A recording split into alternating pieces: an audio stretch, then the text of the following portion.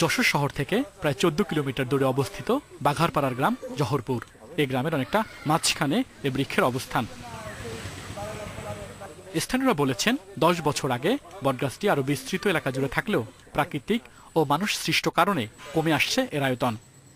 মূলত গাছটার রক্ষণাবেক্ষণের অভাবেই আজ বিলুপ্ত হতে চলেছে। গাছটির মূল অংশ নিয়ে স্থানীয়দের মধ্যে মতপার্থক্য রয়েছে, তবে রক্ষণাবেক্ষণ করা হলে এটি এশিয়ার অন্যতম বড় বটগাছের স্বীকৃতি পাবে। আগে শোনা গেছে যে মল্লিকপুর বটগাছ নাকি সর্ববৃহৎ, কিন্তু আমার দৃষ্টিতে এখন এটা সবচেয়ে বেশি বড় বলে আমার মনে হয়। এদিকে ইউনিয়ন পরিষদের উদ্যোগে বটগাছ এলাকায় সীমিত পরিসরে নির্মাণ করা হচ্ছে পার্ক। একটা স্কিম হাতে নিয়ে LGSP 2 এবং সামনে যে LGSP 3 আসছে তার মাধ্যমে ওখানে মোটামুটি একটা পার্কের মতো একটা সিস্টেম আমরা চালু করব। বটগাছটি সংরক্ষণের উদ্যোগ নেবে বন বিভাগ, এমন আশ্বাস দিলেন এ কর্মকর্তা।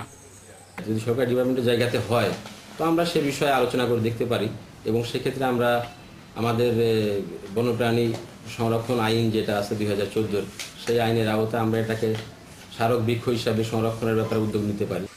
প্রায় ৩০০টি কাণ্ড রয়েছে এ বটবৃক্ষটির। Independent news desk.